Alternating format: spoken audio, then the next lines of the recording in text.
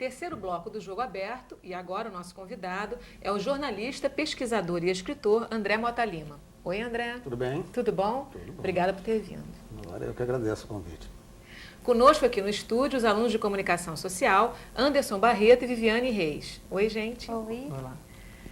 André, estamos aqui com o livro Datas e Fatos, né? Isso, a versão comercial dele. A versão comercial. Por que uma versão comercial e a outra é uma versão... Distribuída gratuitamente. Ah, tá. Mas você Esse livro modificou? começou, ele já está, no caso, na segunda edição. Tá. Né? Ele começou com esse aqui, até que eu trouxe, o primeirão, que era na época patrocinado pela Petrobras e foi distribuído 5 mil exemplares em todo o Brasil. O atual, segunda edição, acabei esquecendo no carro, não trouxe, patrocinado também, aí já por Volkswagen e Banespa. Também distribuído em 5 mil exemplares em todo o Brasil. Dessa vez nós melhoramos a distribuição, conseguimos pegar 800 rádios do país inteiro, através da ABERT, de outras, a própria CBN, as próprias estações ajudam a distribuir. A Globo pegou e tem 133 afiliadas de jornalismo, botou um em cada local, fora as sucursais. Então, com isso a gente conseguiu abranger uma gama muito grande, mas, por exemplo, assessorias em geral, a não ser as grandes, fica muito difícil a gente ter a lista de tudo. Então começou a chover pedido e não tinha mais livro, tinha acabado. Porque a gente faz a divisão de cotas, quer dizer, já nessa segunda edição a gente já não pôde dar tantos exemplares para as grandes redações, porque tinha ampliado o alcance de locais. E aí começaram a pedir gente de fora, porque o livro é curioso, aí a gente investiu nessa de botar uma edição comercial à venda nas boas lojas do ramo. Mas acho ótima ideia, porque pelo seguinte, Datas e Fatos, tem aqui no primeiro, né, o lançamento, isso. 365 dias de história para a alegria dos pauteiros, que são aqueles sujeitos que trabalham nas redações de jornalismo, cavucando tudo que é possível para descobrir matérias. E aqui vem o André e faz uma seleção de datas e fatos para facilitar o trabalho no dia a dia, desse pobre coitado. Não é isso? No dia a dia, é verdade. E tanto que eu tive que tirar o pauteiro, a edição comercial já tem outro título, né? Mas para chamar o que é, e não usar pauteiro, porque pauteiro é uma coisa muito específica. É muito jornalístico. Como específico a ideia, o conteúdo, ou como o espírito desse livro, que é um espírito solidário, né? Tanto que a gente apresenta o livro na primeira edição e manteve isso nos outros, como metido a ceboso. Né? Ceboso, não sei se você pegou. Eu peguei o fim do Ceboso. O fim do Ceboso, assim né? não sabia a minha idade, assim não dá para revelar. Bem, Ceboso, deixa eu explicar o que é Ceboso.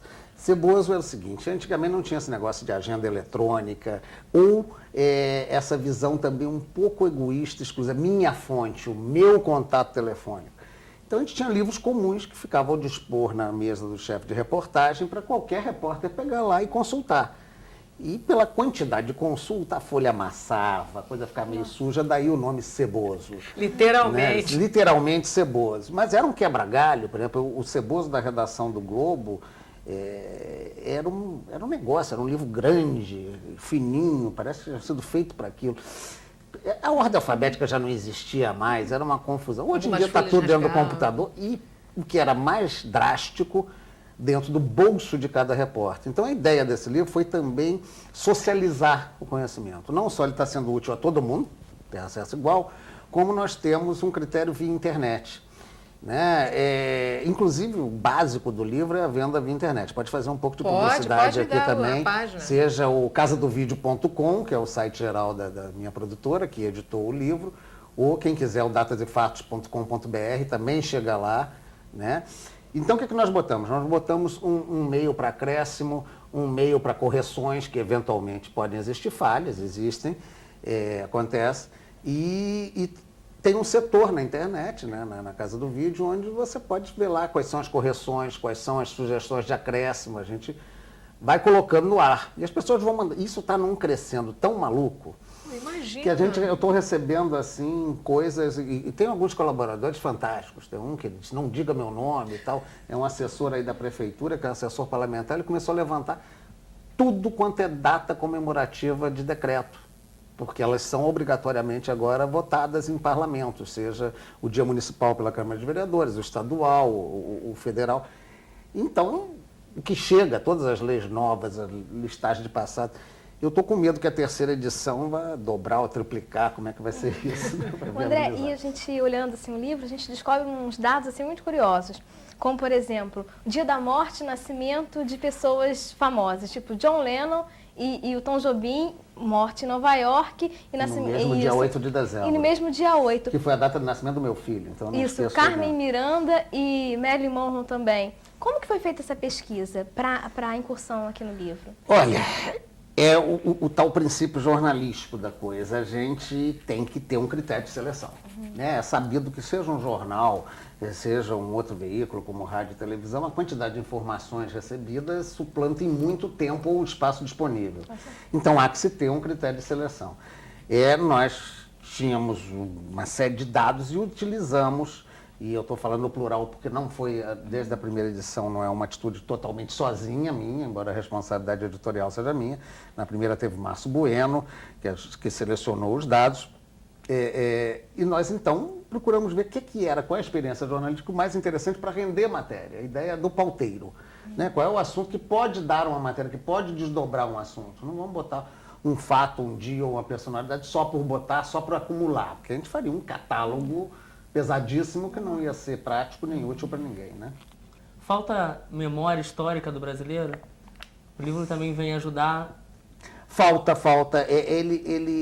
Eu já notei isso com o pessoal mais novo, de repente tem uns sustos, assim, que é aquela informação de passado que não tem. E é óbvio que a gente conhece da vida, tem opiniões na vida de acordo com a quantidade de informação que a gente tem sobre os acontecimentos. E isso ajuda muita gente a redescobrir, até porque, se a gente for olhar bem no segundo grau, eu mesmo na universidade, é muito difícil você ter aula da história contemporânea. Acaba na Primeira República, o não pega. Então tem gente que não sabe que teve tortura nesse país, tem gente que não sabe que teve ditadura, ou no máximo vai até a ditadura do Estado Novo do Getúlio, não pega a ditadura militar ou a campanha das diretas já. Nós centramos um pouco nisso. Tanto que a atualização da segunda edição aproveitou essa questão da virada do século e engrossou mais a pesquisa do último século. Tá? Até porque os dados do passado são muito difíceis, a precisão da data. Né? Coisas muito antigas, a gente não tem a data precisa. Por exemplo, na era de Gutenberg, a gente não tem a data precisa nem do nascimento do Gutenberg, sabe o ano, o mês, mas como é datas e fatos de organização, dia tal de janeiro, dia tal de fevereiro, que tem que ser o dia certo, a gente tem que ter o rigor da informação, a precisão. E mesmo assim, às vezes é complicadíssimo. Eu dou um exemplo. Eu acho que é maio, não me lembro, Lígia, ajuda aí. Eu acho que é 8 de maio, que é o comemorado como o dia do fim da guerra. Se não me engano, e isso comemora os Estados Unidos. O armistício foi assinado no dia 7. Os Estados Unidos comemoram o fim da guerra no dia 8. E a antiga União Soviética, né, na Rússia, no dia 9. Porque a guerra continuou. A guerra não acabou com essa armistício. Então, ela foi acabar do ponto de vista dos russos, que estavam sofrendo a invasão, quando eles invadem e tomam Berlim. Então, é dia 9. Os americanos, então, quiseram antecipar para dizer que era deles dia 8. Vitória na Europa para os norte-americanos. Nós tivemos que começar a explicitar isso, porque tem datas que cada um tem a sua. E aí? Agora, você acha que esse problema é um problema só do brasileiro ou ele é um problema geral? Aí é uma questão que passa por ideologia e aproveitamento dos fatos de acordo com a sua própria versão. Então é um problema mundial. Todo mundo quer puxar a brasa para a sua sardinha. No caso, estamos exemplificando com um exemplo internacional, mas existe isso. Você tem, por exemplo, dia nacional de uma coisa, dia estadual de outra coisa, que em outro dia, não é unificado. Tem dia municipal de uma coisa, dia nacional. Então você pode ter homenagens que têm dias diferentes. Até tem uma novidade aí, né, que eu descobri por acaso, né? Uma coisa muito interessante. Tem um deputado que está querendo mudar o dia do descobrimento do Brasil. Nossa. Simplesmente ele quer que a data seja 26 de janeiro, dia da chegada do Vicente Pinzon em Mucuripe, no Ceará. E tem um projeto de lei. Os nossos nobres deputados já estão discutindo isso, vão discutir seriamente se Pedro Alves Cabral ou Pinzon, né, quem chegou primeiro ao Brasil. Eu advogaria os índios, mas não temos data precisa para colocar nada sobre os índios. Né? Mas então você vê que tem coisas assim engraçadíssimas que acontecem quando a gente vai manuseando isso. E essa falta de memória? Você sabe o que aconteceu hoje, dia 20 de maio? Só vendo, por isso que o livro existe. É, né? Ó, agora, olha só, estou constatando um erro gravíssimo num dia aqui que não tem a data do meu aniversário. Ah, veja, vamos botar. Mas no próximo bloco a gente continua batendo esse papo, tá? A gente volta já.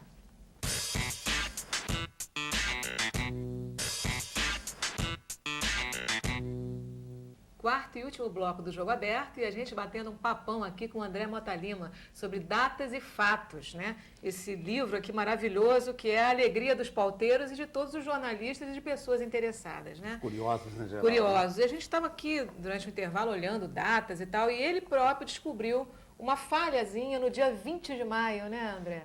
Tem no mesmo assunto 2 vezes, uma vez atrás do outro, replicou. Né? Foi uma falha de revisão lá da colocação, sempre escapa uma coisinha. A data está certa, o acontecimento está certo, só que se diz 2 vezes o mesmo acontecimento é desperdício. A gente tira esse e bota outro. Que no caso é do Lindenberg, né? Lindenberg é a viagem que ele cruzou até 1927 pela primeira vez. E coloca a mesma informação de 2 vezes, de maneira diferente. E dia 20 de maio é o dia que esse programa está indo ao ar hoje, pela primeira vez no canal universitário. Depois nós temos reprises, mas hoje é 20 de maio, né? E você tem que trabalhar todo ano ligadão nas novidades que acontecem, né? Na verdade, eu fico ligado todo dia. Eu não consigo ver jornal mais sem ver se esse fato merece entrar ou não. Porque qual o fato que merece? Algumas mortes, né? Porque no obituário sai o nascimento, a gente pode botar a morte e o nascimento. Algum fato importante. Tá, mas a ver que dificilmente eu fico notando tudo da guerra da Palestina lá, porque eu vou ter que ter um critério, distanciar um pouco para depois selecionar. Então tem algumas coisas que não dá para ficar com essa preocupação, que eu ficaria neurótico de vez. Então eu fico só um pouquinho. Eu ia falar, já é um pouquinho. Anotando o que é que pode vir a entrar, atualizando, para depois crescer e colocar, sem falar na quantidade de informação essa que eu falava que a gente vai recebendo de colaboradores, de jornalistas. Bota isso aqui, a gente vai. Quero ver, vamos lá. A ideia é essa, cada ano vamos ver se a gente cresce, vai virar uma bíblia. Quem sabe? E você tem algum momento assim curioso que você possa contar pra gente nessa batalha atrás desses fatos, dessas datas? Olha, curiosidades, esse livro é quase que um livro da curiosidade, daí ele tem essa venda de público, né? Todo mundo tem a curiosidade de saber o que aconteceu no dia que eu nasci. Você mesmo já estava dizendo que quem é que nasceu junto com você? Maria Clara Machado. Você vê, já é uma honra, viu? Então, todo mundo quer saber quem nasceu no dia.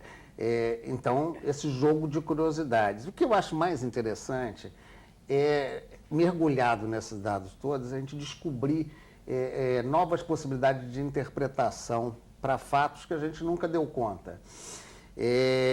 Eu vendo, não vou me lembrar das datas exatamente agora, percebi lá que tinha uma proibição do governo americano, antes mesmo não me lembro agora se foi vinculado à Segunda Guerra, mas houve uma proibição da entrada de japoneses, da imigração japonesa nos Estados Unidos.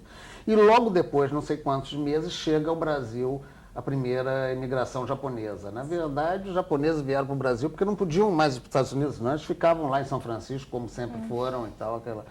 Então, a gente vai descobrindo coisas uma versão que a gente nunca teve, né, dos acontecimentos, por não lidar com esses dados. Ah, sim, a Tezuka Yamazaki fez um filme, a chegada do japonês. Por que os japoneses chegaram?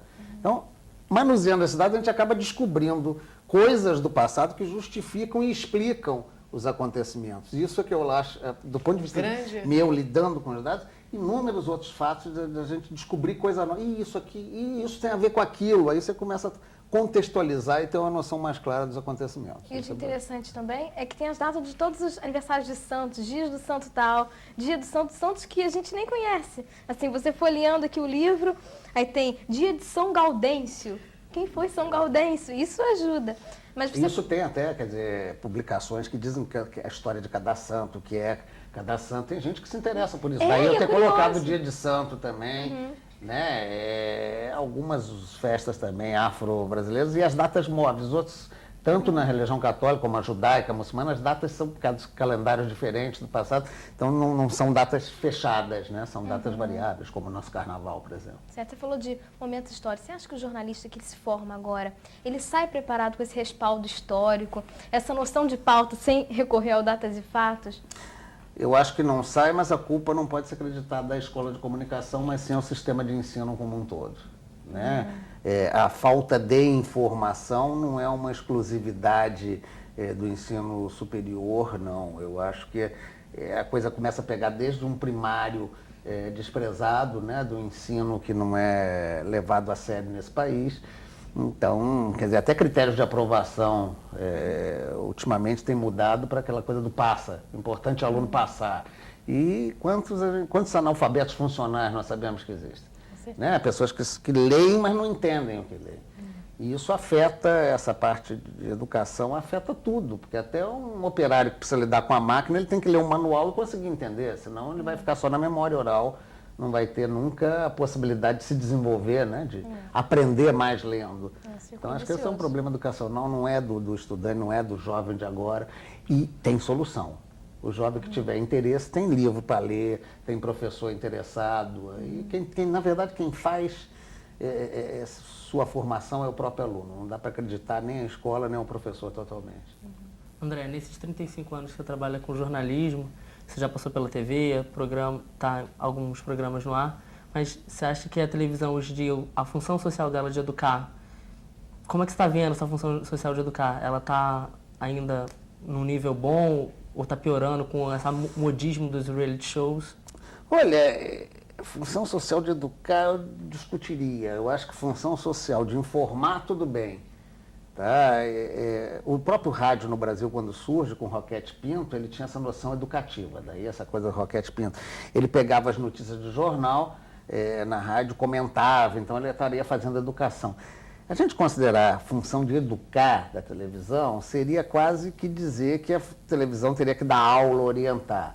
Eu acho que a informação educa, forma, mas não é isso a função da televisão. Eu acho que a função do veículo é informação e entretenimento como um todo. E nesse campo, aí infelizmente, muitas vezes a informação virou entretenimento. Quer dizer, a notícia virou show, espetáculo, nós estamos aí na moda dos shows de realidade, né? Que nada mais são do que algumas baixarias que eu não sei nem como é que conseguem ter audiência, mas tem, né? Algumas, se você pegar programas Mundo Cão, sempre fizeram sucesso na televisão, né? Então você vê aquelas coisas meio de ratinho, aqueles cantos. É uma tradição que, se a gente pegar no passado, tem na televisão brasileira. Essa coisa importada é que é muito estranho, né? Esse negócio de botar cheio para comer barata, comer rato na frente da televisão. Realmente são coisas que eu acho que não informam e tenho dúvidas que entretenimento é esse, né, gente? Mas então, em contrapartida, a TVE, há projetos como Canal Futura que correm por fora. O que você acha disso? O próprio espaço do canal universitário, mas isso são colaborações informativas. Eu espero, né? E acho que a intenção, mesmo num canal como o TV, não é exatamente a de educar, mas é a de informar, de dar uma opção de um tipo de informação mais longa, mais inteligente, quer dizer, ou seja, não ficar preso a essa disputa fácil da audiência e da receita. Então, bastou ter isso, já melhora. Coisa que nem sempre é possível numa estação aberta, e cada vez mais a gente tem a migração dos programas mais densos para o cabo ou para outros sistemas do que para a televisão aberta, onde essa disputa comercial está cada vez mais braba, né? E você tem projetos de voltar a atuar na televisão, TV educativa, por exemplo? Tenho. Eu estou com a minha produtora nova já no Polo de Vídeo, já com o estúdio, que é a Casa do Vídeo. É nova porque eu saí, né, do prédio onde eu estava para essa nova sede. E tudo indica que eu devo voltar com Tome Ciência na TVE, que foi um programa que a gente teve 3 anos de debate. Eu continuo apaixonado por ciência e tecnologia e acho que é a solução para o desenvolvimento do país. E a gente tem que popularizar esse conhecimento, né? Difundir cada vez mais a importância disso.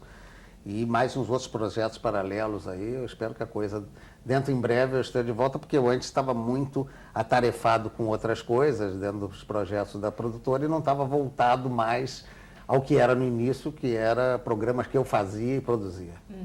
E a Casa do Vídeo, como é que é o esquema? Você está lá instalado no Polo de Cinema e Vídeo, né, em Jacarepaguá. E aí, fala um pouco da produtora. A produtora está lá, eu ainda estou terminando algumas coisas de... Obra é fogo, né? Não existe coisa pior. Até engraçadíssimo que um sujeito me disse uma coisa que é real. Ele disse, depois, se você passa por uma obra inteira e não desquita, o casamento segura. E é uma tensão, é uma confusão, é uma chateação e reflete dentro de casa, né? Às vezes eu fico com mau humor, a mulher não tem culpa. Mas praticamente já estou com um estúdio funcionando, um estúdio 12x12, com 5 metros de pé direito, quer dizer, agora virou um baita estúdio, não mais um estúdiozinho.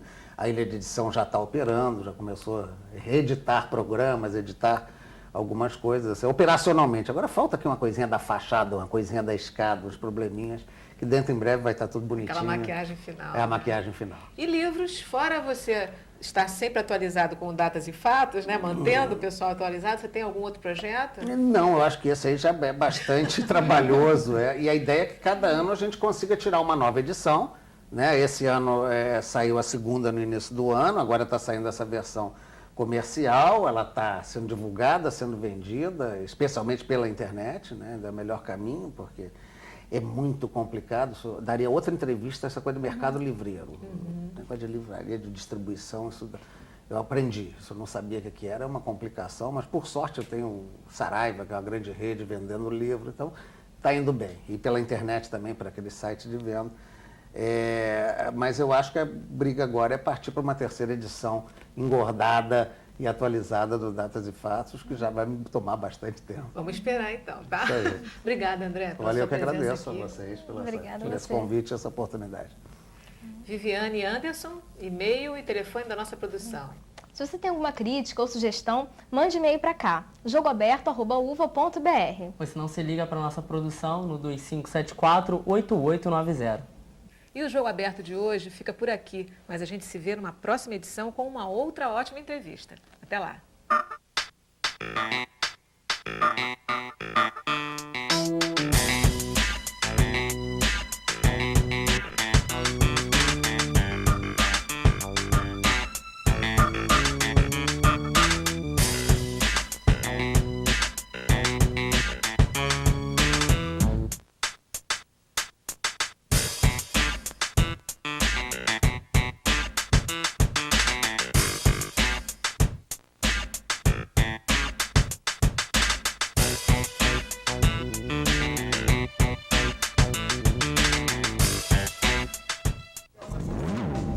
A seguir, o TV